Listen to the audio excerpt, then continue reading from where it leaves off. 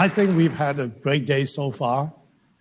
I don't know about you, but I'm so energized listening to the experts, our members, the public, and all the others joining in and really want to work and do the right thing.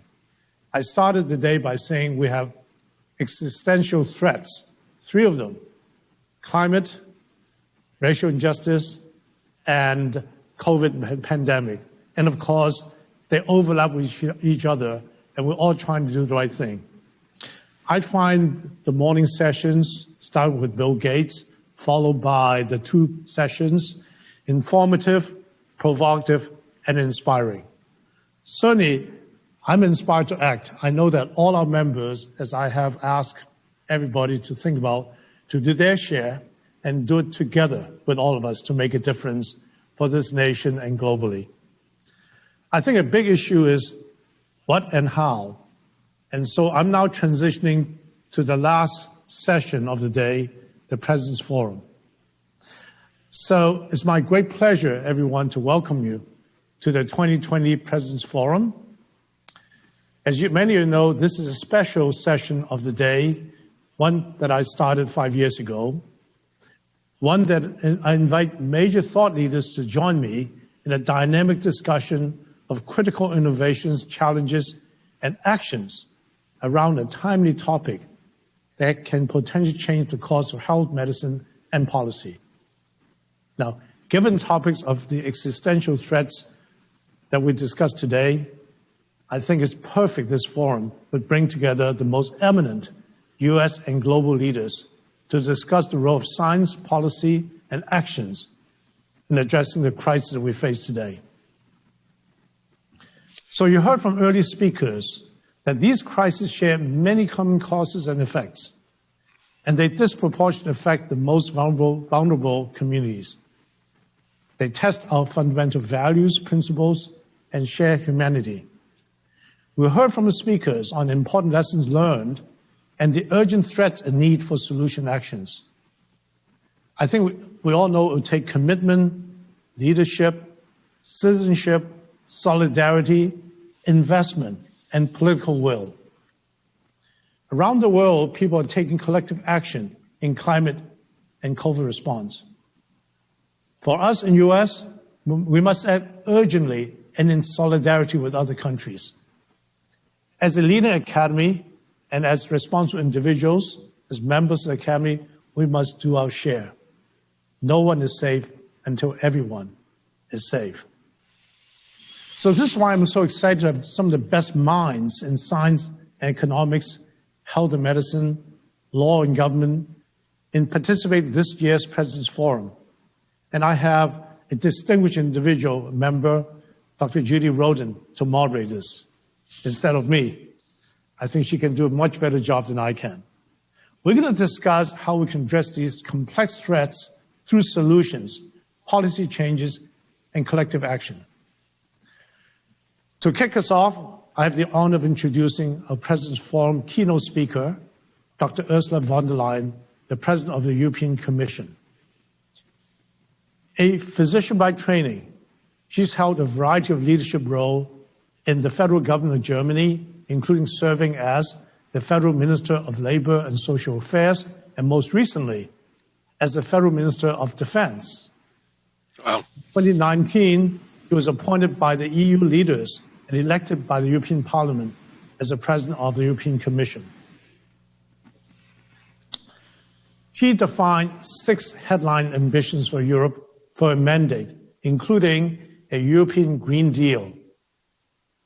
President von der Leyen has made protecting our climate, quote, an existential issue and the greatest responsibility and opportunity of our lifetimes, end of quote.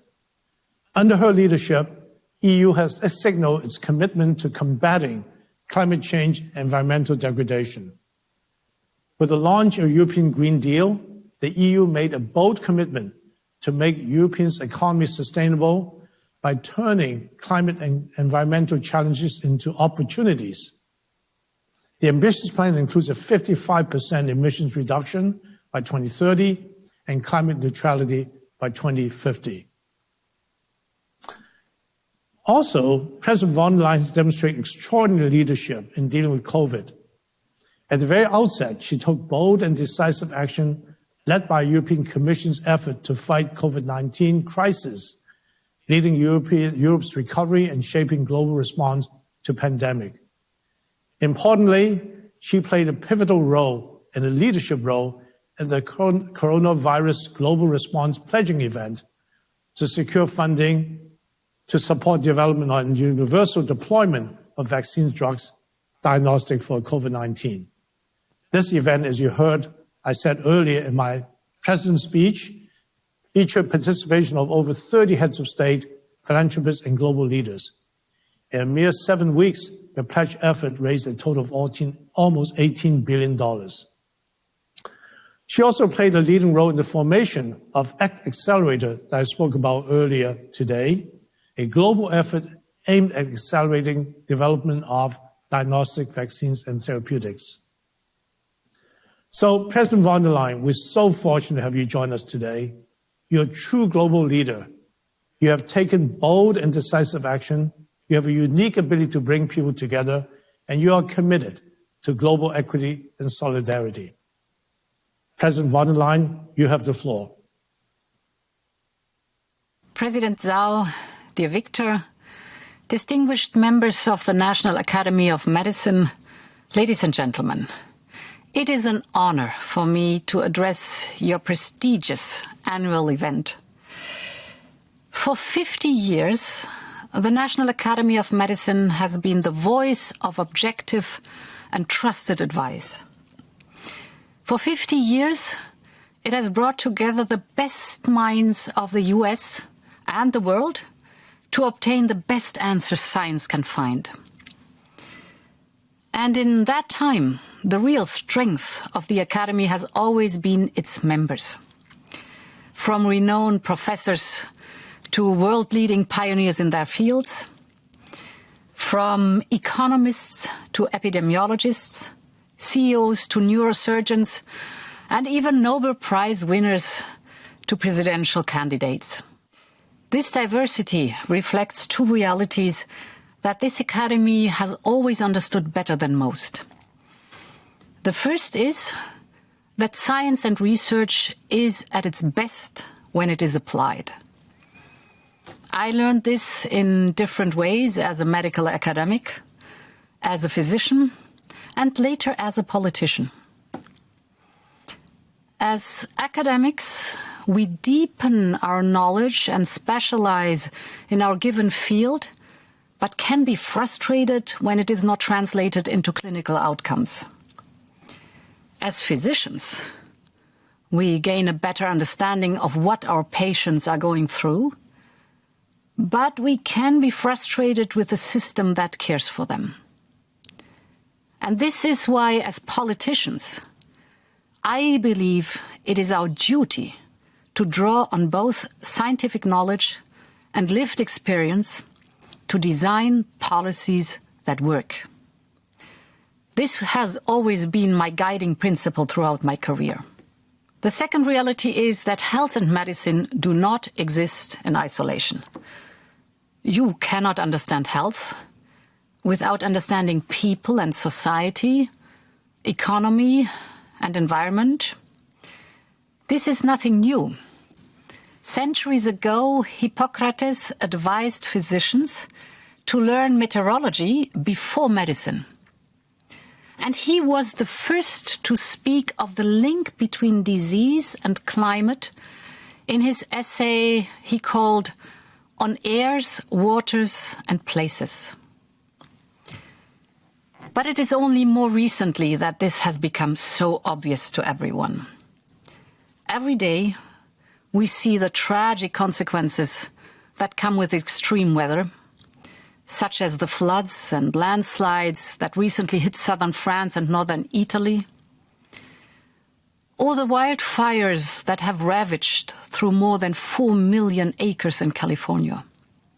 We have experienced forest fires, floods and droughts before, but not with this intensity and frequency.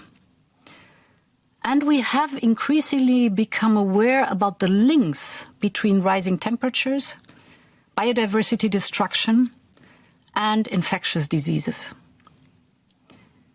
50 years ago, when this academy was established, only 9 countries faced severe outbreaks of dengue fever. But as temperatures soar and human activity spreads, it is now seen in more than 100 countries, and a record number of cases were recorded last year alone. The point is that what happens in one part of the world can have a deadly or devastating impact on the health of communities on the other side of the globe. So there is no such thing as out of sight, out of mind in today's world. And this is why the debate you are holding today is so fitting and so timely. I say this because the links between health and climate are as evident as the parallels in the way we must address them. So I would like to briefly touch on 4 common priorities in tackling global health and global warming. These priorities drive the EU's approach and could define the next chapter of the transatlantic alliance. The first is the need for international leadership and cooperation. Global crises need global solutions. And health and climate change are 2 areas where Europe is willing and able to lead. And they are 2 areas where a strong transatlantic alliance has the potential to make a real difference. When I came into office, one of the first things I did was to launch the European Green Deal. The headline goal is to become the first climate-neutral continent by 2050. But behind it is also the commitment to support others to meet their own Paris Agreement objectives. Similarly, when the pandemic struck, there was a clear need for global leadership and cooperation. And this is when my friend Victor Dzau called me. He saw how Europe could take on the mantle and bring the world together. And that is what we did. Working with civil society, the G20, WHO, and many, many others, we brought more than 40 countries together to raise 16 billion euros. This will finance the development of vaccines, tests, and treatments for the whole world. In addition, we contributed 400 million euro to the COVAX facility to ensure that safe vaccines are available for all, whoever they are, wherever they are, and whatever they can afford. So in this spirit, I believe it is now time to revitalize global health cooperation. From the first International Sanitary Conference in Paris in 1850 to the Alma Ata Declaration in the 1970s, there is a long tradition of the world working together. But a new impetus is needed, and Europe stands ready to lead the way. Next year, I will co-host a Global Health Summit at G20 level with Prime Minister Conte of Italy to draw the lessons learned from the crisis. Europe is also ready to lead efforts to reform and strengthen the WHO. And I hope we can work on this with the next US administration, whatever the results of the election is. My second common priority is more effective preparedness and response. Just as with mitigation and adaptation policies for climate change, we must focus on the same principles for health. The crisis exposed the lack of global investment in preparing for pandemics, and it showed us the need to strengthen our capacity to respond to epidemics, emerging diseases, and chemical, biological, radiological, and nuclear threats. This is a lesson that we are already heeding here in Europe. We want to build a proper European health union in which all 27 member states prepare and respond together. We are dedicating more money than ever to a new EU health programme. We are strengthening our medical and scientific agencies. And we will create a European body for biomedical advanced research and development, similar to the US BARDA. The third common priority is the need for systemic change. Challenges on a global scale cannot be fixed with a single intervention or a silver bullet. It requires change involving government, industry, researchers, and all of us as individuals. This was one of the main drivers of the European Green Deal, and this is not just about cutting emissions. It is our new growth strategy, and it is a blueprint for the transformation of our economy and society. It will address our overconsumption of raw materials, energy, water, food, and land use. It will look at how we live, work, travel, and consume. It will rely on research, innovation, and digitization to create new jobs. It is ultimately about securing the long-term health of our planet, our economy, and our people. Now, the fourth and final common priority is the need to use and respect science. And here I come back to the need for evidence-based policymaking. Last month, I announced a new target for Europe to reduce its emission by at least 55% as compared to 1990 levels. This target was set following an extensive impact assessment which looked at every sector, every region, every scenario. And this robust evidence base is the only way we can set ourselves realistic goals and explain to people the need, the rationale, and the opportunity of change. So, like many of you, I am concerned about the erosion in trust in science in some quarters. We saw the same pattern with climate skeptics, as we see now with those spreading disinformation about vaccines, treatments, or data. But science is also making a very popular comeback. The world has seen its true value for policy making and for communicating complex public health decisions. So we must continue to stand up for science, so science can help us find and explain solutions to our global challenges. Ladies and gentlemen, our planet and our health are the world's most precious global common goods. And I firmly believe that tackling climate change is the best global health opportunity of our generation. Europe is ready to lead and to make this the next task for the Transatlantic Alliance. And this is why this Academy's work is so vital in today's world. And this is why I was so happy to join you today. Thank you once again, Victor, for the invitation, and thank you all for listening. Well, a great round of applause. We cannot do it virtually.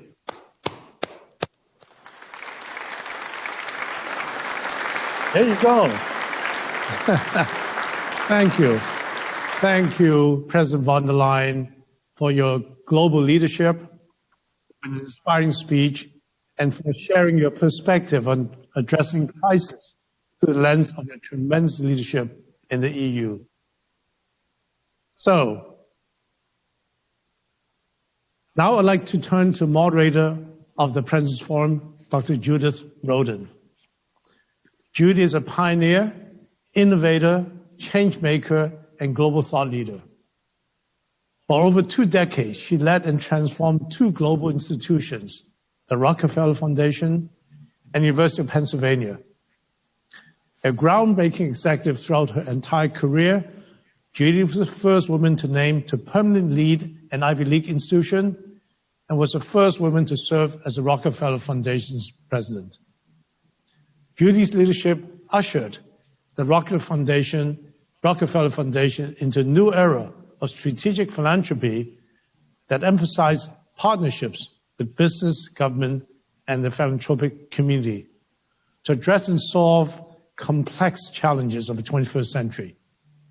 She championed 2 new fields that are now pervasive: resilience and impact investment. Judy has authored more than 200 academic articles and chapters, has written or co-written 15 books, including her 2 most recent, The Power of Impact Investment, Putting Markets to Work for Profit and Global Good, and The Resilience Divide, Being Strong in a World Where Things Go Wrong. Her next book will be released by Wharton School Press in early 2021. Judy, thank you so much for doing this. You've been an enormous leader. As you know, you chair the Climate and Health Initiative for us. I launched this morning as a grand challenge. I look forward to working with you further on this issue. So please join me in welcoming Judy, who will introduce the forum panelists and moderate discussion to follow. Over to you, Judy. Thank you. Thank you. Thank you so much. Victor, this is amazing. It's been just such an extraordinary day, and the ability to delve into COVID and climate's effect on health as deeply and with such robust science has been such a joy for all of us. And so my role is to close it out. We have, to do that, a dynamic group of global leaders in today's President's Forum. And we will pick up really where Ursula von der Leyen just concluded. She left us with a very bold assertion that tackling climate change is the best global health opportunity of our generation. I want to pursue that because not only do climate and COVID-19 represent dual existential threats to health and to society, but we have to view them as inextricably related. There are strong linkages between human health, animal health, and ecosystem health. And there is really now, as we've heard today, incontrovertible evidence that the current consequences and the looming threat of an already changing climate are profoundly affecting, profoundly harming our health as well as the health of the planet. While some people have rightfully worried that the pandemic and its economic toll may deflect both attention and resources away from climate change, others see this as a critical moment of opportunity. What is certain, and we will discuss today, is that as governments take both urgent and longer-term recovery measures, whether intentionally or not, they are actually laying the foundation for significant possible transformations in our economies. As investments for recovery are being made, we have to assure that they can and will enable us to become more resilient now and enable us to better mitigate future climate change and the systems that affect it. And we've discussed some of those systems this afternoon, but they're worth reiterating because they range from energy, agriculture, transportation, and water systems to how we invest in the natural and built infrastructure, and significantly to our healthcare and public health systems broadly. I really do believe that nothing less than our future is at stake. Our goal in this panel is to bring together very rich and very diverse perspectives and experiences in science and economics, in healthcare, the law and medicine, and in government and advocacy to talk about where we go from here. This promises, I hope, I can promise you that this will be a very informative and hopefully provocative session. My questions will focus on what we've learned and going forward, importantly, what we must urgently change to avert compounding crises in climate change and human health, and to begin the next steps of the necessary journey towards transformation. Let me introduce our panel. Jeremy Farrar is director of the Wellcome Trust, a global charitable foundation. Before joining Wellcome, Jeremy was for 18 years the director of the Oxford University Clinical Research Unit in Vietnam, where his research interests focus on infectious diseases and global health. He published more than 600 articles. He was named 12th on the Fortune list of the 50 world's greatest leaders in 2015, and was awarded both the Memorial Medal and the Ho Chi Minh City Medal from the government of Vietnam. In 2018, he was awarded the President Jimmy and Rosalind Carter Humanitarian of the Year Award. He's a fellow of the Academy of Medical Sciences in the UK, the National Academies in the US, and is a fellow of the Royal Society. Jeremy, I should be referring to you as Sir Jeremy. He was knighted in the Queen's 2018 New Year Honors for services to global health. Our next panelist is Niall Ferguson, who is the Milbank Family Senior Fellow at the Hoover Institution, Stanford University, and a Senior Faculty Fellow of the Belfer Center for Science and International Affairs at Harvard. He's also a visiting professor at Tsinghua University. Niall is the author of 15 books, including The Pity of War, Civilization, and Kissinger, 1923 to 1968, The Idealist. Niall is also an award-winning filmmaker, having won an international Emmy for his PBS series, The Ascent of Money. In addition to writing a regular column for Bloomberg Opinion, he's the founder and managing director of Greenmantle LLC, an advisory firm. His most recent book, The Square and the Tower, was published in the US in 2018 and was a New York Times bestseller.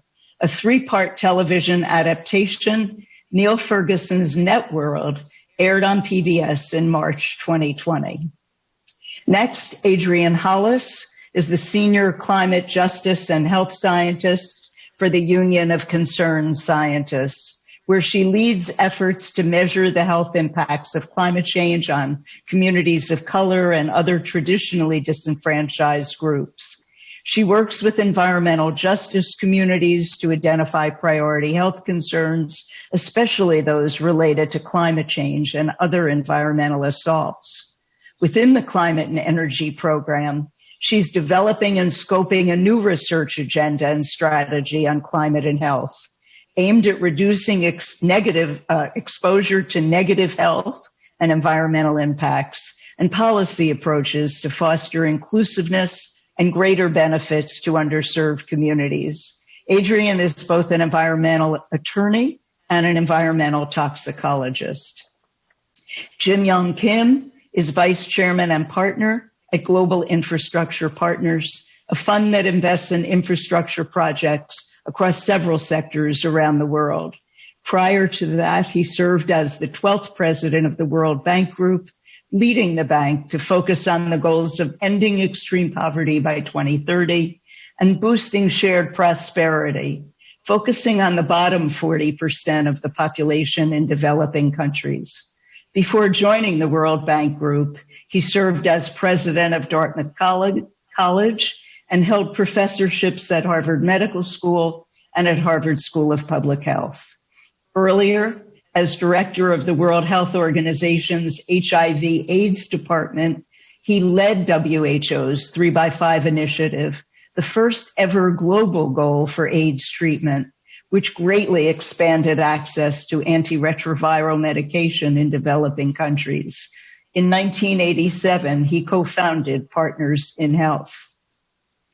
Next, Congresswoman Donna Shalala, who represents Florida's 27th District, which includes the city of Miami and surrounding municipalities.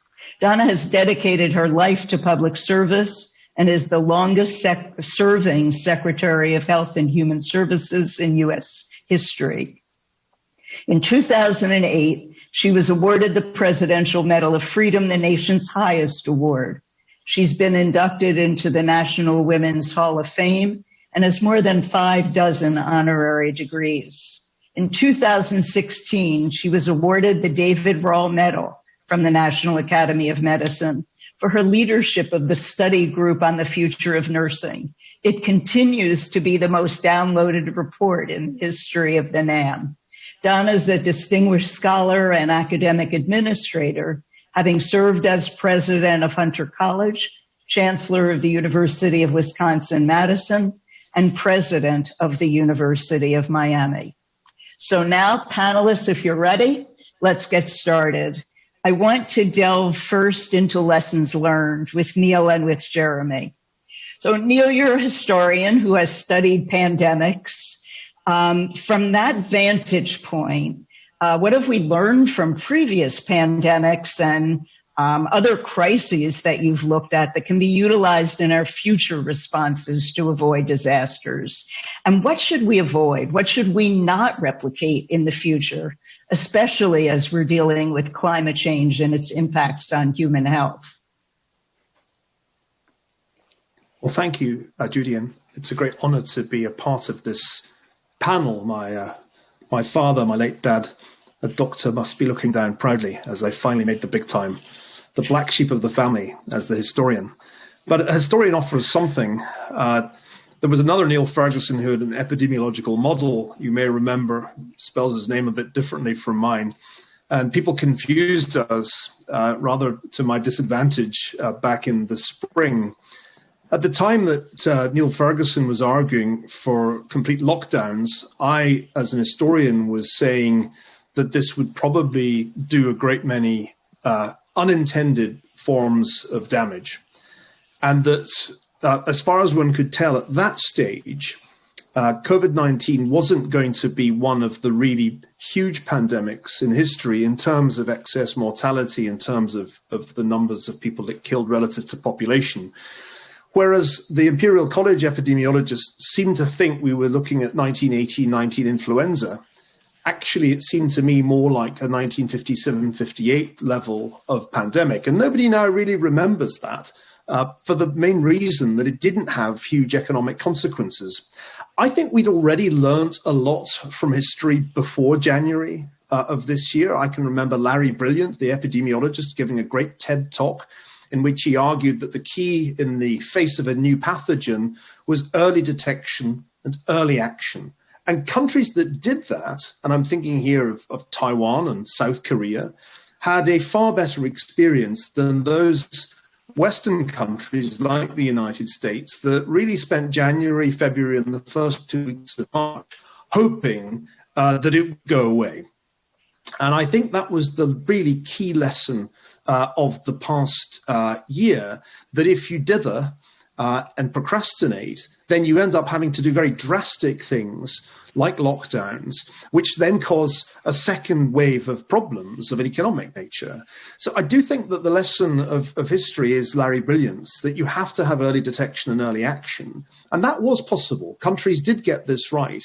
I've mentioned two, and there were others who performed much better than the United States. I think the lesson for the future is very clear. Number one, you can't just sit there hoping that a vaccine will come along like a silver bullet and solve your problems. You have to have systems of testing and efficient systems of tracing in place and ready to get going from the very minute a bit of bad news comes out of China, even before it's confirmed by the World Health Organization, because Taiwan did not wait for the WHO to confirm that there was human-to-human spread. That seems to me the really key lesson here. I think if we learn the lesson that, if there's a new pathogen, you have to shut down the economy, then we completely fail to understand what happened to us in 2020.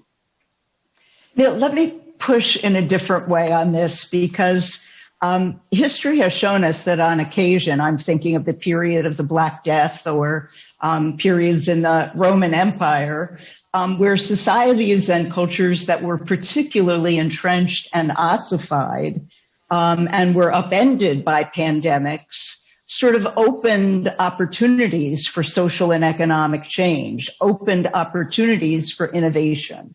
Do you see that opportunity in this instance? I don't think we should be too optimistic about that kind of an inference.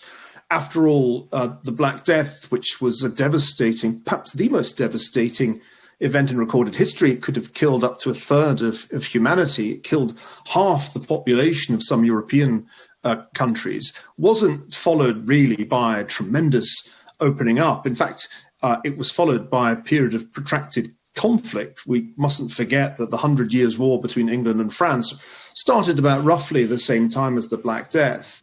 And the most recent research on the impact of the Black Death in England is a little bit skeptical of the old view that this was actually good for the survivors because real wages rose. Actually, it's not clear that that really manifested itself until there had been really major political ructions, including a peasants' revolt later in the 14th century. If you look at what happened more recently after the terrible pandemic of 1918-19, people yearned for normalcy. That was a very important buzzword in the election of exactly 100 years ago in 1920, which Warren Harding won by a landslide, campaigning on the promise of normalcy. But it's quite hard to get normalcy, especially if you've had not just a pandemic, but a world war and revolutions and red scares around the world. So I think we need to be very cautious. We need to recognize that society suffered 2 or 3 shocks, not just the shock of excess death in the pandemic, but also, I think, the shock of lockdowns, and a third shock, a kind of culture shock that has been transmitted through a different pathway, namely the internet, in ways we've never seen before. Pandemics in the past were often associated with tremendously extreme political responses or religious outpourings. Think of the flagellant orders at the time of the Black Death. So we shouldn't expect normalcy. We may hope for it. But history suggests that we're in for a period of significant turmoil because this ain't over. Pandemics don't get done with in a matter of months. They're multi-year events historically. There are multiple waves, which was something the epidemiologists tended not to say earlier this year. So no, I think we need to be prepared not for some fast track to normalcy or a better world. Many of the inequalities that I'm sure we're going to talk about in this session, which existed before January of 2020, have been exacerbated by the pandemic. And I think Americans who hope, and I think many do hope, that somehow this will all be resolved by one presidential election, are in for a shock if history is any guide. Thank you. I think that's critical, and it really sets up a question for Jeremy, who has been on the front line of so many infectious disease research efforts, but also treatment for decades. People are yearning for normalcy, and they're looking for the policy interventions that are likely to have the most impact. I don't think we will and can return to normal, and my own research on resilience suggests that we shouldn't look for normal. We ought to look, because normal had part of the elements of what got us into trouble in the first place. So how do we then mobilize the right kinds of policy interventions based on your experience for pandemics? And could these same policies, could we be, not the specific ones, obviously, like wearing masks, but the idea around policy intervention also address the looming crisis of climate change and its impacts on human health? So Jeremy, over to you. Thanks, Judith, and it's a great pleasure to be here and join you all the way from the UK. And if Niall's father is looking down and thinking he was the odd one out here, my father as an English and history teacher would be looking down and think I was the odd one out here, Niall. So between the two of us, we should just about cover the bases, I think. And I'd like also, though, to pick up and both agree and disagree with some of Neil's comments there as well. I think you're absolutely right that early responses, Larry Brilliant is right, and many said a no regrets policy early on is crucial, and moving quicker than you feel comfortable with and quicker than you feel you must do is absolutely critical. But so is what you do before it hits. And the examples you've given of Korea, and I would pick out Vietnam and a few others, it's what they had in place before the epidemic, the pandemic struck, which was also so important. And Judith, that goes to your question now about A, lessons, and B, policy implications. In my experience, and my experience with epidemics really started with the Nipah outbreak in Malaysia in 1999 and goes through Zika and MERS and Ebola and now, of course, COVID and many others in between. It's what you have in place beforehand that makes such a difference to your capacity to respond. If you're trying to establish partnerships, relationships, public health measures, interventions clinically in society, if you're trying to create policies on the hoof and networks and friendships and partnerships, you will fail. You'll be too slow, and those partnerships won't work well. Personal experience through each of these epidemics it's been those things, those infrastructures, those networks, those interactions, which are so important when bad things happen. And you can't recreate those overnight. Vietnam had been through SARS-1, of course, and we should remember the death of Carlo Urbani, who raised the global flag to SARS-1 and tragically lost his life. But Vietnam, South Korea with MERS recently, and many of Singapore, many countries that have apparently done well in this first phase of this epidemic had experience of previous epidemics recently and had learnt the lessons and put in place changes at a policy and an infrastructure level which allowed them to respond quicker. And I think we've got to learn from that. The other is, as Neil rightly said, is that these epidemics bring out fault lines that are already there in society. And we know they're there, but we choose sometimes to ignore them. That was true of pig farmers in Malaysia during Nipah in 1999, chicken farmers in Vietnam during H5N1, and of course in Zika in Central and South America, and now here in COVID, whether in the United States or, of course, certainly true also in Europe, that these epidemics bring out fault lines and tensions that exist in society already. They tend to predominantly affect those who live in some degree of poverty or are otherwise marginalized. True also of Ebola in West Africa in 2014. And so I think if we don't address those issues, whenever we face these inevitable epidemics during the 21st century, it will be these things that come out, because they will feed off weak infrastructure. They will feed off the neglect of public services and public health in particular, and they will feed off those fault lines in society. And I think it's those infrastructure issues, investment over the long term in public health and trust of public health, and addressing the fault lines in society. Those are the best way, in my view, of producing the resilience that societies need in order to cope with the inevitable stresses that we will face. Thank you. I want to stay on the fault lines and turn to vaccines for a moment. There's been a lot of reporting, a lot of discussion of low participation rates by people of color in the COVID-19 vaccine trials. Certainly mistrust of medical trials runs deep in some parts of the African American community with good reason.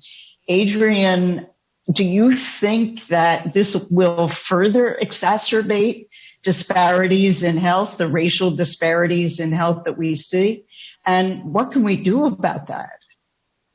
Thank you, Judith, and I'm very excited to be here also. Before I answer that, I wanted to comment on your last question about what history has taught us. And in reality, I agree with everything that was said, but I don't feel like we've really learned everything. And we really paid attention, I think, to the lessons. And by that, I wanted to say that what we didn't learn from Hurricane from the hurricane on the Gulf Coast, the hurricanes actually, is that we must protect our most vulnerable first. And that could be first frontline workers, essential workers, and the like.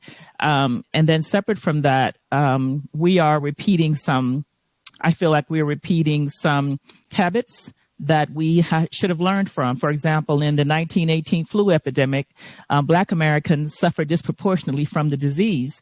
But, and that was mostly because of systemic racism. I know we're going to talk about that later. But because there was inadequate health data gathered, it was assumed that Black Americans were immune to the disease, and they were put out on the front lines as essential workers. And of course, the truth was that when they were infected with the flu, they died at higher rates than whites. And again, before that, in 1793, with the Philadelphia yellow fever epidemic, Black Americans were once again singled out. Well, were singled out initially, I suppose, not that was first, because they were also thought to have immunity, and they were forced to be frontline workers, nurses, and essential workers in that regard. And we see a similar pattern now in the fact that most of our essential workers are people of color. And even when we have reporting of data, we don't talk about why that is so. We don't really delve into that and address that. And that leads me to your question about the vaccines. And because of this and other issues around mistrust and distrust from a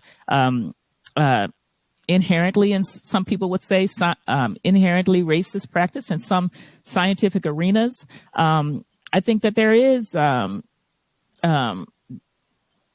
a situation where there is a lack of trust. And I think it is justified in some cases, because if we talk about the Tuskegee experiment, which everyone knows about, and the fact that went on for 40 years. And even though it was supposed to go on for 6 months, which was 6 months too long, particularly since at one point there was a cure, but that was not provided. Instead, people were given burial insurance.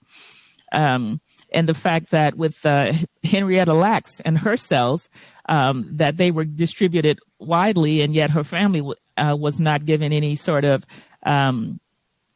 appreciation or attention for that contribution. Those are all things where people have been treated as less than, and are have been considered to be less than. And most recently, if you recall, there was in Paris, a researcher suggested that they should be conducting COVID vaccine studies in Africa, because people there didn't have insurance and didn't have any recourse, from the infection, and that it probably wouldn't work where the study was originally planned, because those people were covered by insurance and had access to medical health care.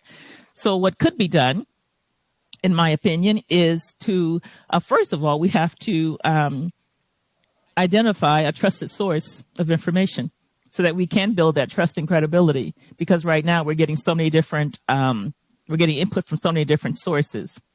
And I think that, my next article that I'm writing is actually talking about what happens when you don't participate. And that can be both positive and negative.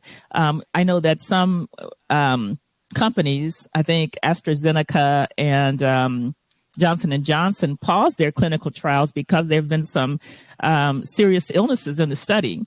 And so did, I think, another company. And so I think the issue around participation is going to really be based on trust and more information. And I think the fact that science in and of itself has been attacked is a main concern. And we need to put that back into the equation and put scientists back into the equation, and let the public, let communities ask the questions, right? Ask the right questions. And then we can answer those questions honestly, straightforwardly, and directly. And once you start doing that, you start building trust. And then you point, and at the same time, I know this is a little long, but at the same time, we need to point out the fact that if issues that make a community, a group of people more susceptible to health effects are part of the question when it comes to the vaccine, because you start asking and people start asking, if I participate in this trial and I have diabetes or I have hypertension or whatever it is this going to affect me differently? At the same time, how can people answer that question if you're not participating? But I think that the concern around how this is being fast-tracked or has been fast-tracked by the administration is part of the reason why you don't see much participation. Thanks. Jeremy, let's stay on this because not only is there a legacy of mistrust around consent in many quarters, but there's also a legacy of mistrust around access. And so we will have a vaccine or multiple vaccines. And how are we going to ensure that issues of both equity and equality become part of a central feature, if you will, of decision-making regarding the distribution of a vaccine? And I think if you can not only talk about the vaccine, but we've talked about the disproportionate impact over today of climate change on so many communities of color and so many poor and vulnerable people around the world. There's going to be investment in adaptation and mitigation efforts. And again, the question of equity and equality and how those get distributed, how those investments are made, seem to be a parallel here that we should be thinking about together. So let me throw this one over to you.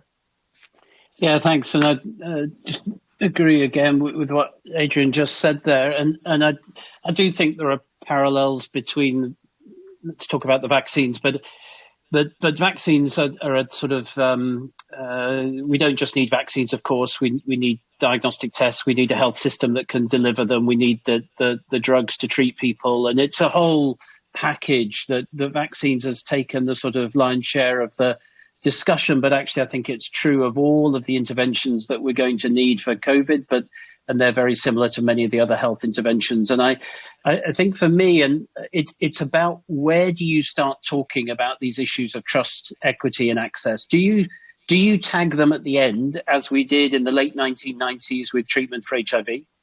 Where you decide that the science has allowed you to develop, for instance, antiretroviral drugs, and then at a later stage you think, how do we now make sure these are equitable globally?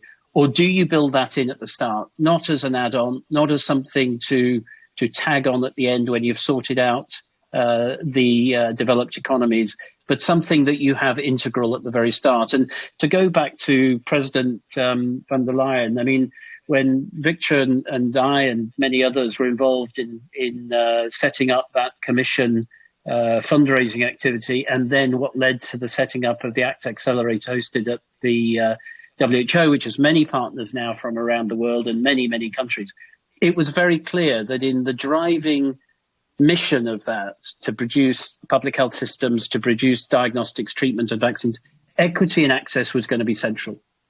And there was not a willingness to accept that science could take us forward into having any of those interventions, and they're all needed. There is no silver bullet, as Niall said, that they would all have access, equity, and attempt to build trust from the very start. And I think whether that's COVID, or whether approach to climate change, I think you're going to have to take the same approach. And whilst Niall is a little bit pessimistic about how this crisis will change the way we're thinking, I think all of us on this call and everybody in the audience needs to think, what sort of world do we want in the 21st century? What sort of structures do we want in place? And what are we going to put at the heart of those? And I think it would do us very well to look at where we've come from and say those issues that you raised are going to be central to our response, and we're not going to tag them on later.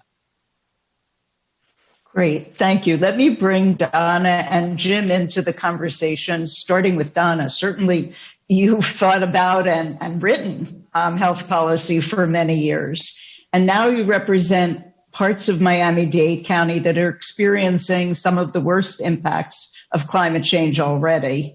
What legislative and public policy responses are critical and those that are currently lacking, you think, to address these issues? What do you think is ideal? And knowing, Donna, that you're a realist, what do you think is possible? You're on mute. Thank you, Judy. Let me just say about the previous conversation, remind everybody that the National Academy of Medicine has issued a framework, which the title of which is the equitable distribution of vaccines. And in fact, the panel looked very carefully at who ought to get the vaccines first, with the emphasis on those most vulnerable and the essential workers that needed to get the vaccine first. And the other thing is, I would not, while I believe in Operation Warp Speed and what we're doing with vaccines, I hope we don't mislead people either about how fast we're going to have them or how important they're going to be versus treatment and some of the low-tech stuff that we're going to have to do for years.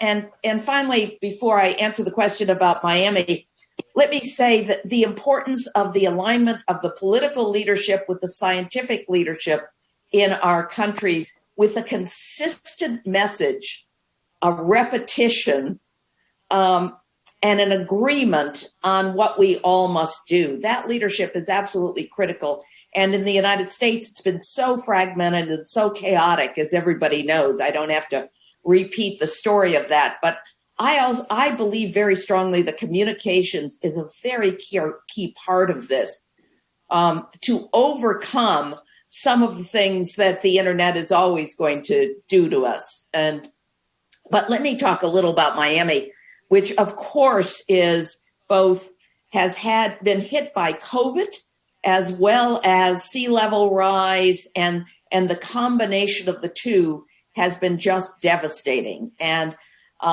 we have focused for years on our coastal challenges, but with a program you initiated, Resilient Cities, we have now looked in a much more sophisticated way at the challenges for Miami, so that it's not just worrying about hurricanes. It's worrying about all of the other shocks to the system, including things like pandemics. And our pandemic has hit our most vulnerable population much more deeply than any other part of our population. But since we're so dependent on tourism, the people that have had to go back to work are minorities, are low-income people. And if I look at the census tracts of who's getting COVID and who's dying from COVID, it's all of our low-income communities, particularly in my district. It's Little Havana and the West Grove and places where people have gone back, multi-generational families who live in close quarters. So that combined with the effects of hurricanes and rains and floods, we need a policy response that speaks to all of it. And without going into what I think national leadership has to do on COVID, let me simply say that a combination of a green infrastructure bill, a multi-trillion-dollar infrastructure bill that attacks both, and that helps us with economic recovery, I think is going to be the real stimulus to bring back a place like Miami. But we have to be seen as safe. Let me just give you one example. I represent Miami Beach. And everybody smiles when I say I represent Miami Beach because everybody wants to come to Miami Beach. Miami Beach has 90,000 residents. Last year, we had 10 million visitors. The hotels, the restaurants, the cruise lines, all of which I represent, do not come back until we're seen as safe. And safety involves both the environment and the things that we need to do, whether it's building seawalls or raising streets or buying pumps, and then the fundamental things that we have to do internationally that make a difference, as well as the kind of COVID leadership, the fragmentation of which has turned a crisis into tragedy of unbelievable proportions. So let me just end there, and I could go into detail on our environmental challenges, but I think you want some more of a summary from me. Thanks so much. Jim, you've been on the front line over the years, both of responses to pandemics and also at the bank responses to climate change.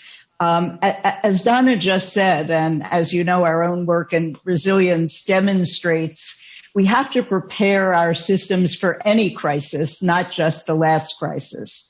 And we're focusing today a lot on health, on the healthcare system, on public health systems. How do we, what kinds of policy changes and what kinds of interventions and actions will prepare our public health systems and our healthcare systems for whatever the next crisis is? Thanks so much, Judy. This has been already a fantastic session. And let me just pick up on a few things that Donna said that I think are so important. And the first is communication. So I think we, as a public health practitioner, I was trained in infectious diseases and also as an anthropologist. I just think we have failed miserably as a public health community in communication. And I take personal blame for it. And it happened on so many different levels. Firstly, for leaders. Now, certainly in the United States, we failed at communicating with the most powerful leader. But then we actually succeeded, and I know Donna was very involved in this. The bill coming out for the second stimulus included $75 billion for what I think they brilliantly call TTSI, testing, tracing, and supported isolation. The supported part is really important because there are many, many people who are living in cramped quarters who don't have access to food. They cannot quarantine for 14 days without suffering hugely. And so supported isolation would have been a huge blow for bringing more social justice into the response to COVID. But it didn't happen. It died on the Senate leader's desk.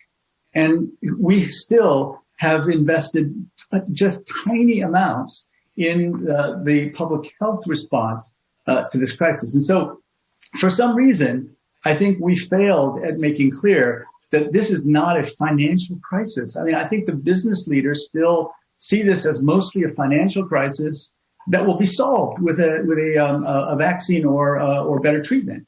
And now, now that I'm working in the private sector, people ask me all the time, well, aren't we going to have a vaccine soon? And won't that solve the problem? And what I tell them is, look, the effectiveness of any vaccine is going to be directly proportional to the quality of the public health response in that country.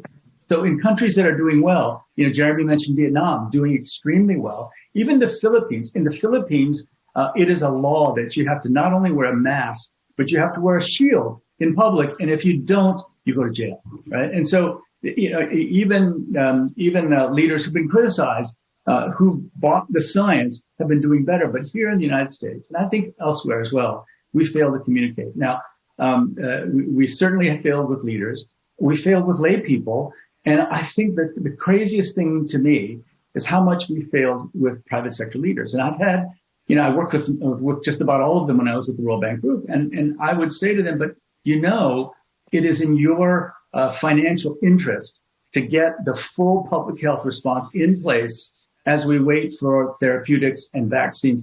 This is what we have to do in every country in the world. It is the only formula that succeeded so far without a vaccine and therapeutics. And one leader said to me, you guys have always cried wolf. He said, 1987, Oprah Winfrey said, 20% of Americans are going to get HIV. Never happened. And this was in April. We went crazy at our university hospital and prepared for the inundation of cases. Never happened. You guys always cry wolf. We're going to open up. And in fact, that's what happened. So I think facing this communication challenge is important. And so if we take a lesson from South Korea, they used their MERS outbreak, which was just horribly handled. And if you look at the details, to institute a whole new regime that when a pandemic hits, here's how the laws will change. And here's what we'll do.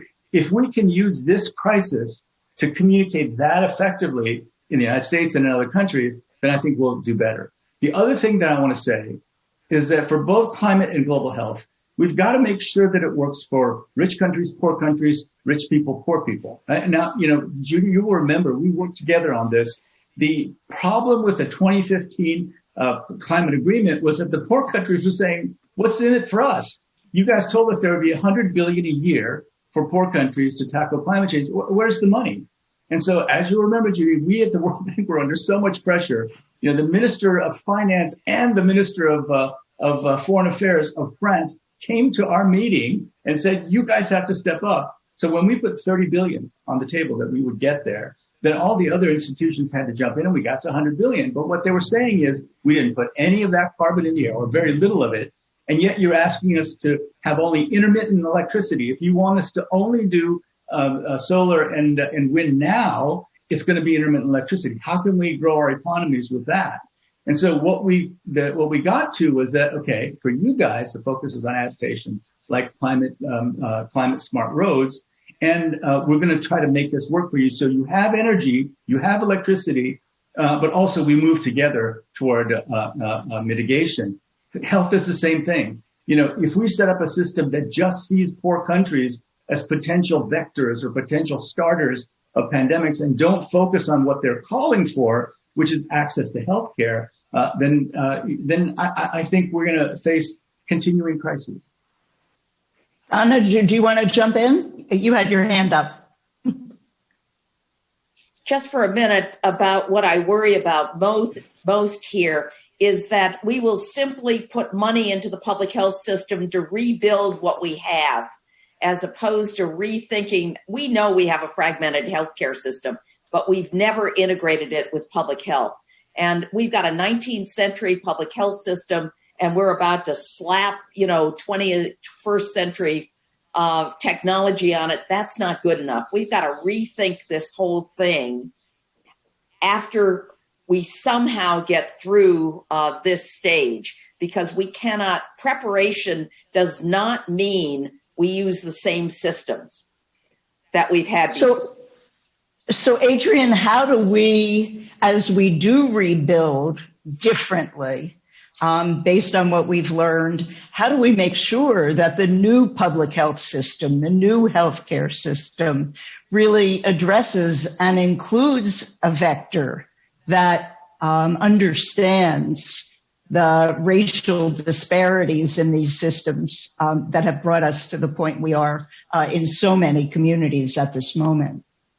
That's a great question, Judith. And I think the first thing is to understand, we have to accept and understand that the bedrock of all the issues is structural racism, and that we're in the middle of a syndemic, right? Because we have the structural racism, we have climate change, we have environmental contamination for these communities, environmental racism, and we have COVID-19, all of these things affecting particular populations at the same time, causing health effects.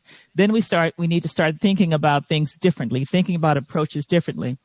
Good example, I read an article in Stat News the other day that talked about problems that arise, that lead to or perpetuate environmental racism because of algorithms that are used in certain processes. It's not done purposefully. It's just the way things are done, where you look at whether a person can pay, whether they have paid, how many times have they seen the doctor. And remember, most communities of color don't have great health care coverage, so they use the emergency room as their primary physician in some instances, right? They go only when they're sick. So what we need to do is we need to think about how we've done business in the past and change our way of thinking in the present. Stop thinking about cost benefit and start thinking about how we can really impact, social change.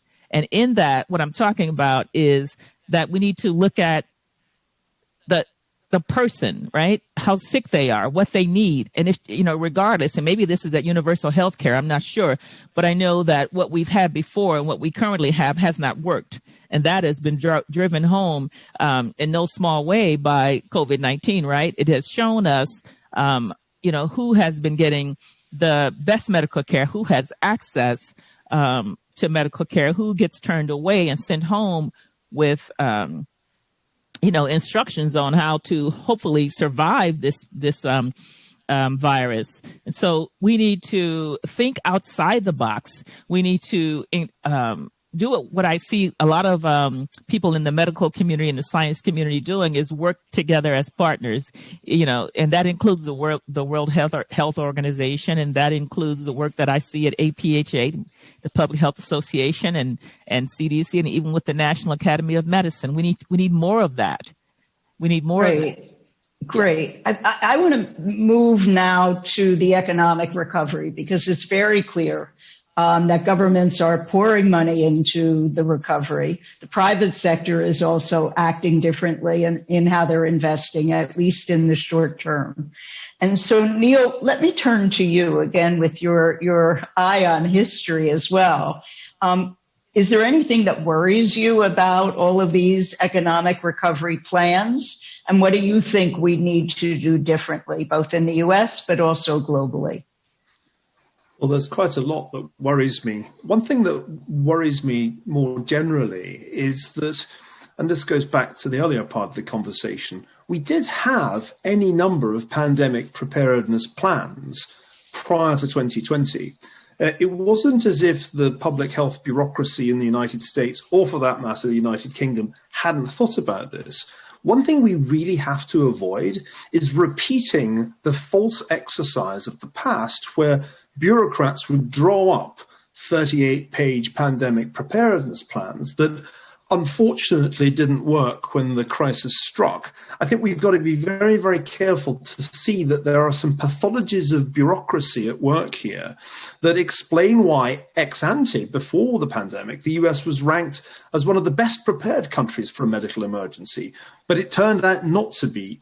I worry a lot about the fact that we could go through the motions of learning lessons from this crisis, but not actually come up with anything that worked any better.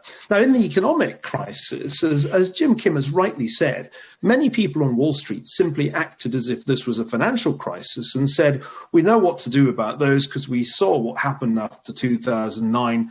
Please could the government run the largest deficit in peacetime history, and please could the Federal Reserve expand its balance sheet to the max and ensure that we avoid a complete economic collapse.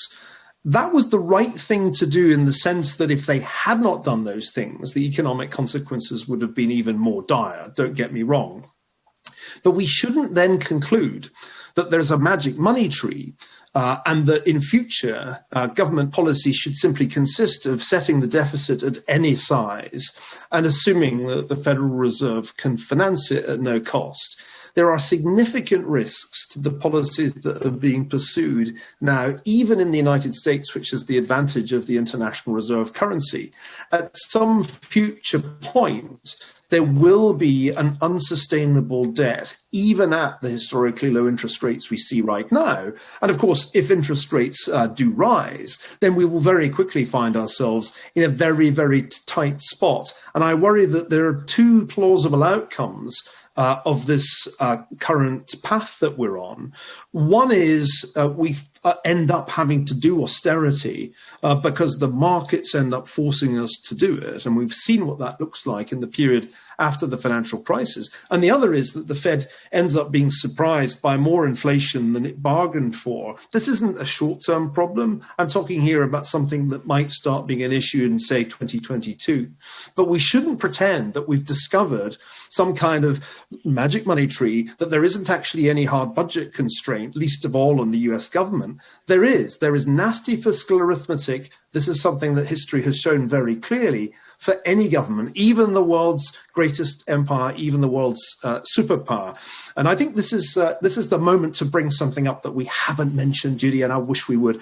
I desperately don't want us to leave the audience thinking that there are two kinds of things we need to worry about: pandemics and climate change. Back in January at the World Economic Forum, there was only one thing anybody was worried about, and that was climate change. And I ran around Davos saying, you know what? There's a pandemic coming on a jet plane from Wuhan, and we're talking about climate change.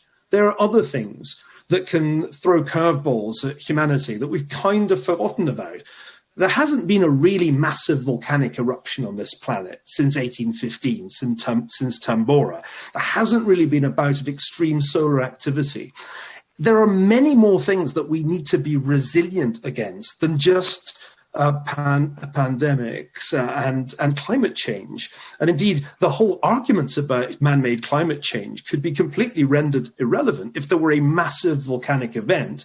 The consequences would be significant climate cooling. We've seen this in the past. Humanity's just had a quiet run geologically lately, but that could change in an afternoon. And then there's war. Let's not forget that the other really destructive thing that happens in history, second after pandemics, is warfare. And in the end, although we haven't touched on it yet, all at the same time as this pandemic has been going on, there's a geopolitical crisis, which is that the US and China are essentially in a Cold War with one another, which means at some point, and this could be true under a Biden administration, there will be arguments for increasing the defense commitment that the US makes to Taiwan or the South China Sea. Michel Flournoy had made that argument in Foreign Affairs just the other day. So the big theme I want to try and hit in this section is that crises, or if you like, disasters, come in more forms than just two. And the short-run crisis that we might very well face will just be the economic consequences of the pandemic, which are going to become an issue, I think, relatively soon in the next couple of years. Thank you. I'm going to go right from that to Donna and then Jim. Donna, if you could talk about the economic recovery policies that you see as critical, given the warnings that Niall has just given us and the alarm bells sounded by others.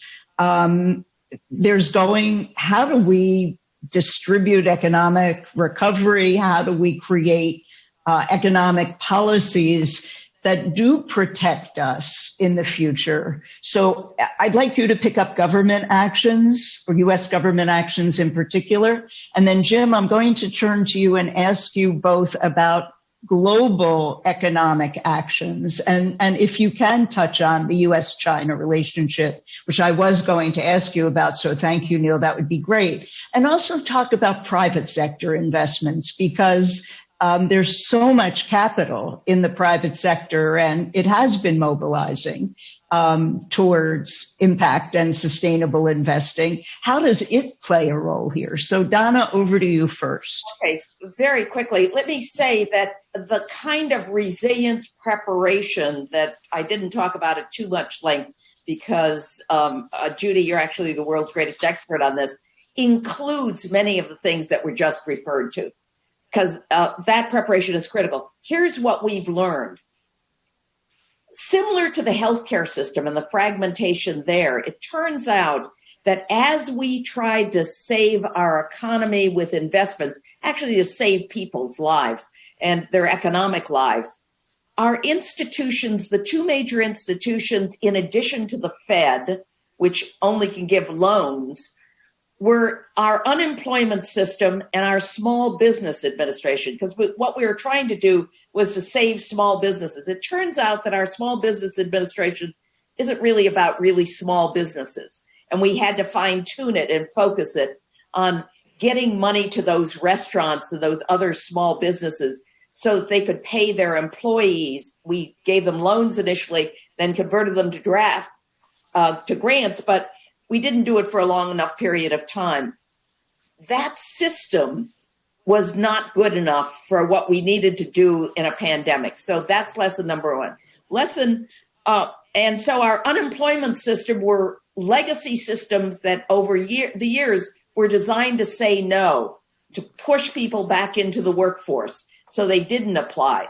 And suddenly we wanted to cover hundreds of thousands of people, and the systems broke down on us. People applied, and it took them literally weeks and months to get their checks. So those two.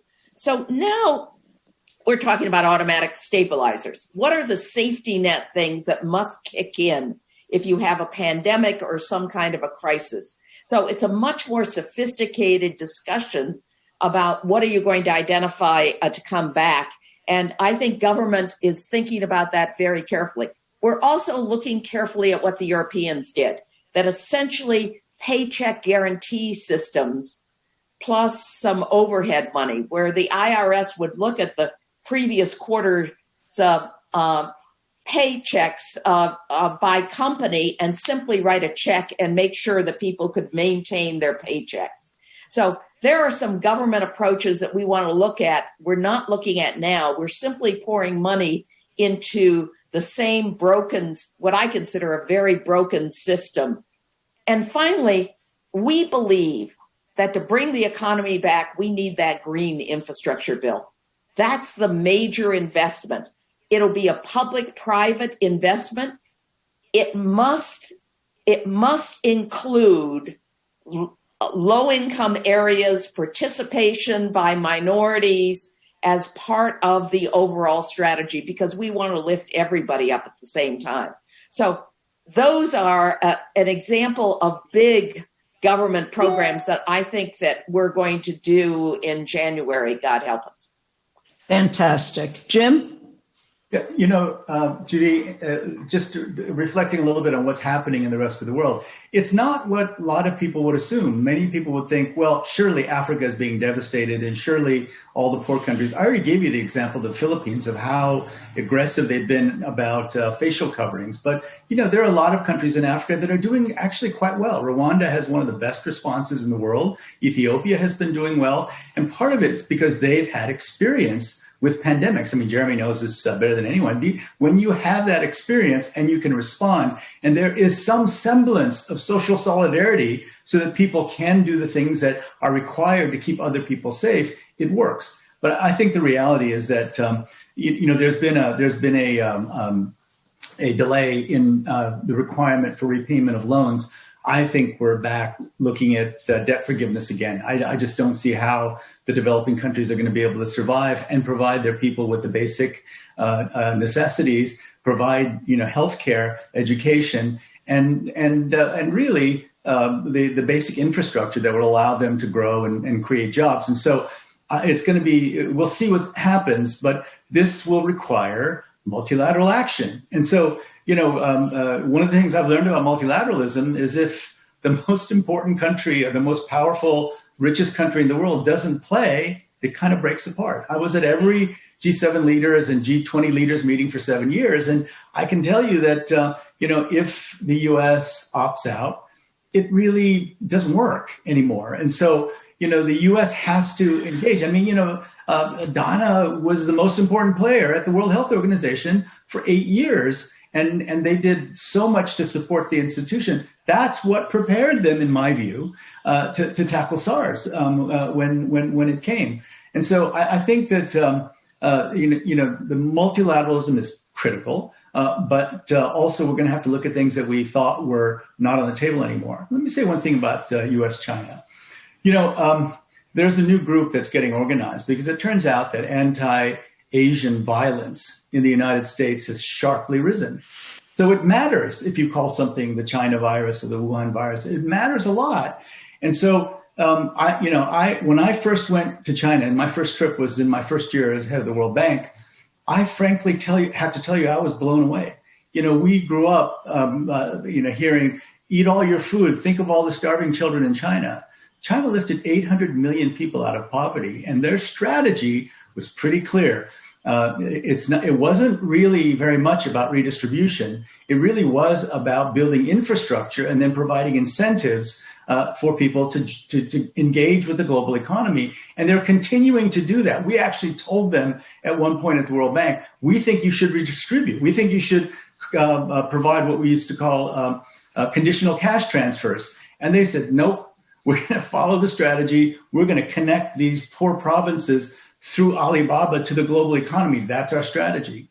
Now, I don't know what it was, but the Chinese leaders were, I think, very happy that someone who looks like me was president of the World Bank. They always associated with the most Western of the Western institutions. And so I had a very good relationship with them. And I can tell you, they're very worried about the nature of the relationship between the US and China. And I just think from any practical perspective, the two largest economies in the world have to find a way to move forward together.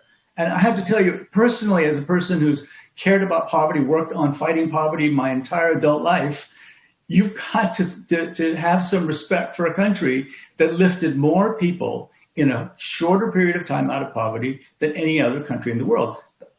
There's so many critiques that I think you can make that are valid of China, but we simply cannot continue frankly, race baiting, but also not understanding how important it will be for the world for the two countries to find a way forward. Thank you. I would be remiss if I didn't take us at least to a bit of a discussion on public trust in science and public health, because that is a key part of what our way forward is going into the future. And the ease with which motivated actors have been able to erode trust in science around COVID, around climate change, I think has shocked and surprised many of us. And so, Jeremy, this is for you, because certainly at the Wellcome Trust, you're campaigning for better science. You are advocating for the use of science in policy making. How can we in these communities do a better job of communicating with the public at large? We want to increase their public understanding of science, their trust in science. How do we do that? Yeah, it's a great question, and we certainly don't have the answers to this yet. I think we're going, like many, you as well, Judith, and we've talked about this. We're going to have to reevaluate how we're doing this, because I think we are, not through COVID, but actually just the trends of the last 5 or 10 years. We're going to have to think again about how we do it. I think, frankly, I speak from just our side now that, you know, we've been too middle class in all of this. We haven't reached out beyond the boundaries. We haven't pushed ourselves to think beyond communities that we are naturally sort of have affinity groups with. And science in society has changed as well. This, I think, will be affected by COVID. I think science has been thrust into the limelight in a way that perhaps it hasn't been in the past. We've seen from afar the travails of going through your election in the US and the way scientists, Tony Fauci has been a remarkable leader, I think, for science in the US for so many decades and is to be admired around the world. But look how he's been thrust into this, and that's not just in the US, it's in other countries as well. So I think we're going to have to relook at this. How do we not think of this as a communication with the rest of the world? How does science get out of its ivory tower? How does science get out of its middle class sense and realize that it is only sustained by the societies in which it operates in? And those are broad, diverse, and they have to be inclusive societies. And I think all of us as communicators or scientists are going to have to rethink how we do that. And it's a dirty game at some points. Science is now in the political eye, and it won't go back in the box after COVID. We've seen that through climate change. We saw it during tobacco. We've seen it in COVID, that there's I think, a deliberate attempt to undermine science, undermine scientists, question the data, add to confusion, give the impression that there are multiple sides to the debate when actually that's often not true. And perhaps we've been a bit naive in how we counter that. And I think we're going to have to rethink how we do that if we're going to reach beyond a broader mandate, a broader community than we've historically done. Thank you. I'm being signaled that I need to bring audience questions in. And so why don't we open this for audience Q&A? And the first question is for Donna. Donna noted that we have a 20th century health system that is not prepared for 21st century health threats. Given the nexus of three major health threats, racism, pandemics, and climate change, how can we design a 21st century public health system that's equipped to respond to all of these threats? And as we've all said, to threats as yet not happening, but certainly knowable as potentially happening in the future? I think that we have to bring medicine and public health together, because we cannot have a fragmented healthcare system and then a public health system that's sort of funded by the government and that's separate. And our training of our health professionals has to be integrated.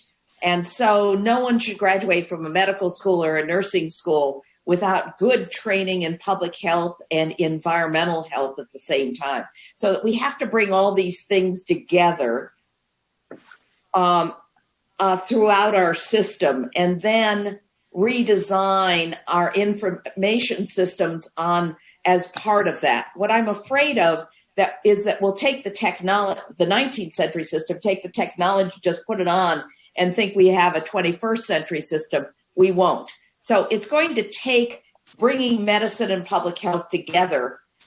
They've run alongside each other, but they haven't been fully integrated. And that's just a first step.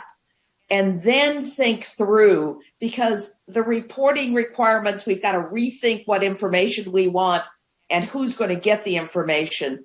And then we have fragmented our response systems.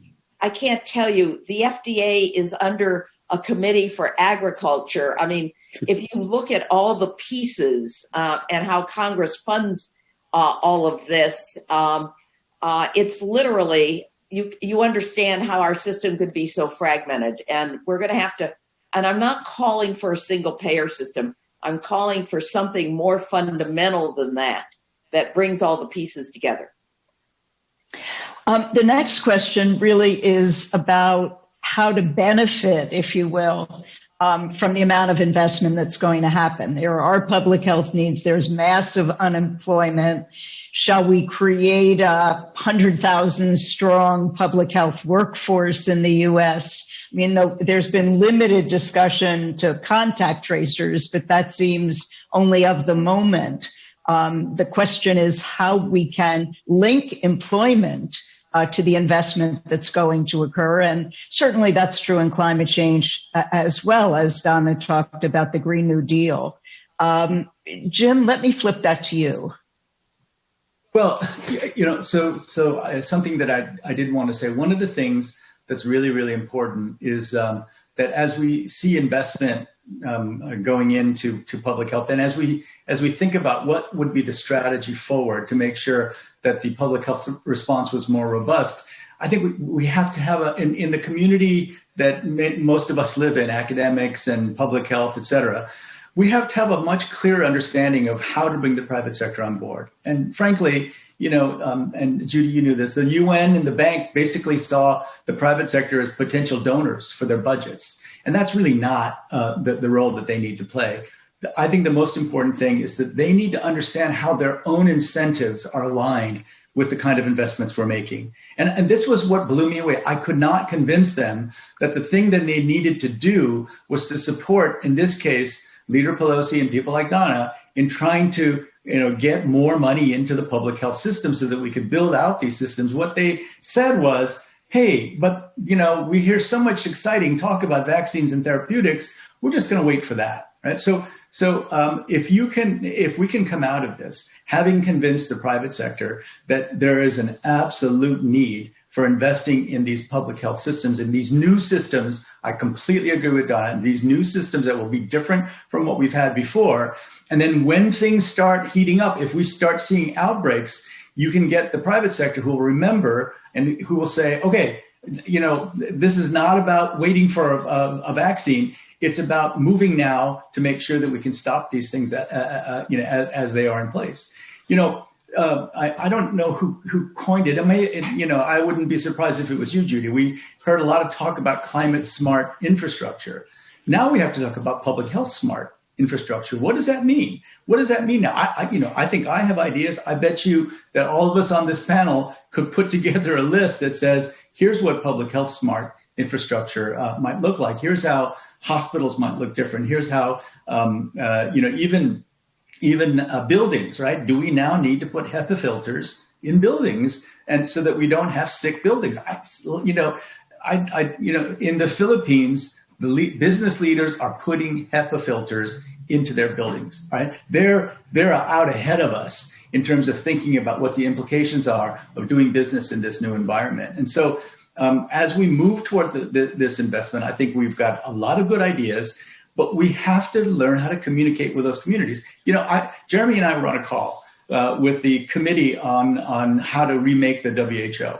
And there was accountability and multilateralism and, the importance of a rules-based system. And I tell you, the private sector looks at all that and said, okay, I don't want any part of that because, that's all about having successful meetings, right? We all have lived in worlds where a successful meeting is actually the endpoint. That's just the nature of the world we live in the multilateral system. I think in academia at times, but if we can set really clear, really make really clear that if you want your business to grow, if you want to survive as a business, you will help us build these systems that will work differently and effectively, just like they did in South Korea, in Taiwan, in New Zealand, et cetera.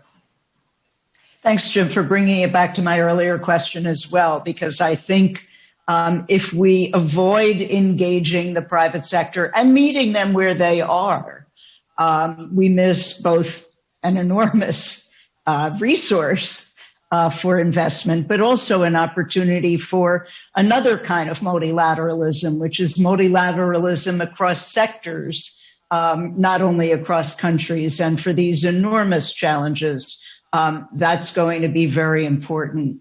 Adrienne, maybe you can take this question very quickly, because I'm getting tons of questions showing up. From the point of view of communities of color in this new workforce, that the investment in public health or environmental change would enable, do you see a specific way, maybe just one example, of how we can capitalize on the knowledge and the experience, and indeed on the frontline tragedies that we've seen in communities of color, and use these as good job growth opportunities?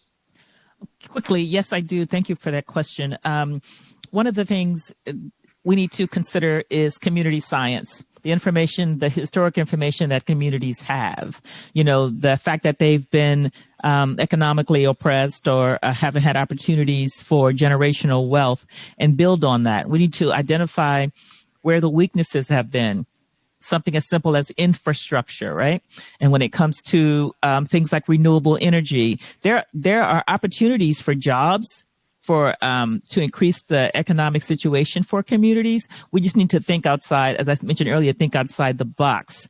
And when we talk about just transition, we're not talking just about, for example, coal miners, which is very important, but we also want to include in that communities that have been in areas that have been economically contaminated, right, by environmental contamination, and think about ways to leverage that, to incorporate the community in going forward as partners, as stakeholders.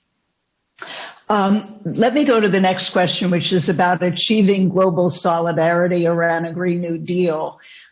We heard certainly Ursula's comments earlier about what the European Union is doing, and Donna's comment about what the U.S. may enact in a new Congress potentially.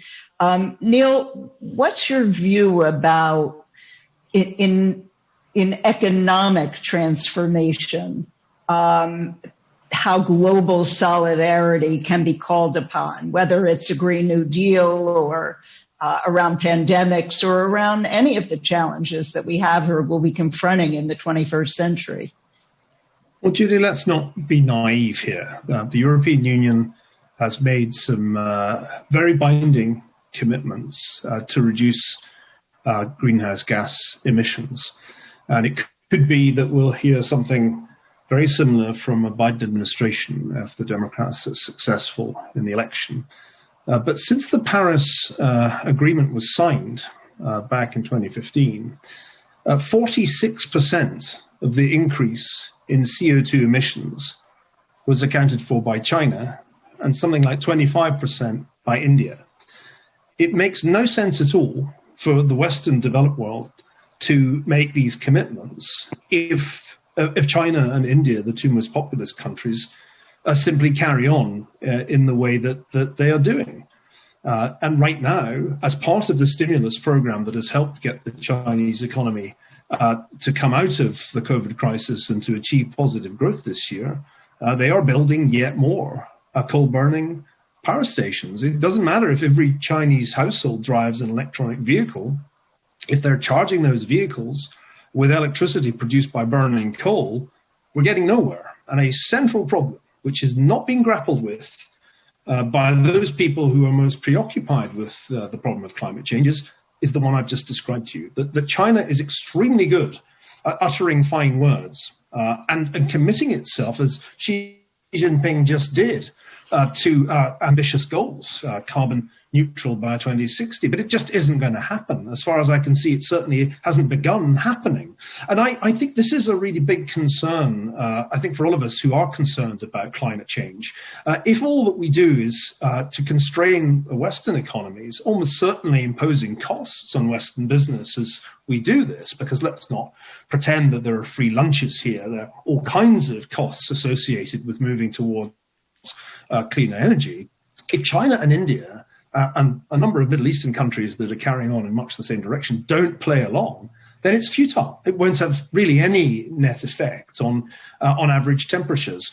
So this brings me to a slightly different view of China from Jim Kim's. I mean, I think it's all very well to say how admirable it is that China has pulled people out of poverty, but it remains a totalitarian state, a one-party state, which is still capable of herding members of its population into concentration camps, which has absolutely no interest in the rule of law, and which commits itself to climate agreements without any sincere intention of carrying out its commitments. To me, that's a really major problem. And frankly, I don't see any sign of Western leaders in Europe or in the United States grappling with this and calling China out. The next question I'm going to actually turn into a lightning round question for all of you, because our questioner is asking, and certainly Ursula von der Leyen's admonition to us suggests that we in the global health community should be doing more to combat climate change, to combat future crises. But let's focus just on climate change. So for each of you, starting with Jeremy, what more should we in the global health community be doing to combat climate change? What should we advocate? What should we advocate for action, policy, investment? Take it from any direction you want. Jeremy? So, Judith, I think the NAM and you and Jim and others on this call have made this case, but actually I don't think the case for linking climate change and health has been made anywhere strongly enough. I think on the whole, climate change has been portrayed as something that might happen with 2 degrees in 50, 60, 70 years' time. It's extraordinarily difficult to bring society with you when you're thinking about things that are going to happen in 50, 60, 70 years' time. I think we've got to make the case for the impact of climate change on health today and the impacts it's having, whether that be dengue, where mosquitoes go, the changing ecology that led to COVID, and everything that went with it. So I think we haven't made the case that climate and health are intricately linked. We've made it on this call, but I think in the main part of the society, it's not made yet. And that's the link we've got to make. Donna? You're on mute. So used to Zoom calls in which I have to. We've made a quick case about the effect on human health, but we have not made a strong case. I agree on the connection between the pandemic and the environment. But we also have to make that business case. I sat on that risky business report that Mike Bloomberg did, and a number of other people. I sat on that panel. They made a really hard economic case for the business community to understand the impact of climate change, including its impact on health. That case, along with the pandemic link, ought to give us at least some new momentum for this argument. Thank you. Adrienne? Yeah, quickly, I want to agree with Sir Jeremy and say we can't talk about climate without talking about health. We can't talk about health without talking about health disparities and those who are affected first and worst. Niall? Judy, I would just say that we should all commit ourselves to arguing for binding commitments with real teeth rather than empty words. I think there have been altogether too many empty words in the climate debate. And the result looks like the pre-pandemic situation, where we agree things, we have wonderful pieces of paper and declarations, but when the crisis really comes, it proves that we were not truly prepared. Jim? Well, the link between global health and climate change, I think it's made better. I mean, it used to be 10 years ago, I remember it was linking climate change to certain rodent-borne diseases. That's all we had, many years ago. But let me also say that I think the case for working on climate change in the private sector is being made right now, in my experience, direct experience, very effectively by, sovereign wealth funds, by, state teachers, pension funds. And they're coming in and saying, what are you investing in? Are you doing your part? I think also there's a much stronger sense of uncovering greenwashing. There's been a whole heck of a lot of greenwashing going on out there, where people will go to meetings and make just, Niall said it, a lot of proclamations and not a lot of real action. So, when Niall says binding, it's just hard for me to imagine where that would come from. I mean, it would be great if we could find a way to do it, but binding in what sense? Right now, the thing that we'll have to do to get there is to sort of remake the multilateral system so that it even exists in any semblance of the way it looked like before. I mean, WTO is basically, almost non-existent. The WHO is in a lot of trouble. So as we remake the multilateral system, we should think about what are the things that we could do that actually might look like it's binding. That's what we'll need. The other thing is this. I hope that what the connection to the pandemic is, in October of 2015, just before I left, Victor was part of this, just before I left the World Bank, we put out a report saying this kind of pandemic could happen and we're not ready for it, right? So we've done this many times, put these messages out. But now that it's clear that a virus can bring down the global economy, this should change the way we think about the huge range of calamities that Niall described that could come next. And it will. It will. There's just no question that it will. And thank you. I'm getting a shut up signal. So thank you so much. This has been an amazing panel. Victor, I'm going to turn this back to you, but with thanks for letting me moderate this exciting discussion. And I hope that we've given you actions and controversies and lots of things to think about for our audience. Well, you sure have. I think you exceeded all our expectations. What a great panel. And Judy, thank you for being such an outstanding moderator. A dynamic discussion on actions needed to address all the issues we face with existential threats, COVID, climate change, and racial injustice. So, I just say that I've learned so much. There's a lot of work to be done, and our work is barely beginning. And I heard many of the messages from every one of you, Jeremy, Niall, Jim, Adrienne, Donna, and of course, you, Judy, and of course, throughout the day. So I feel that we must act urgently and decisively. And as the president of the NAM, I will commit the Academy to do our share to make a difference. So without, dragging this any further, I know you've got a long day, everyone. I just want to thank all of you and the President's Forum panelists for this really important conversation. And thank the speakers of the day for really the most provocative and inspiring day. Well, let's do this round of applause. Let's see if it works. Come on. Thank you. We should type in the applause, and I'm not hearing it. It is there. So thank you. And listen, thank you, everyone. It's been a wonderful day. I know that we'll be working together. I hope that I'll see you very soon.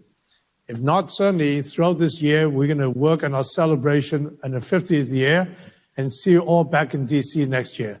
So thank you very much indeed. Thank you.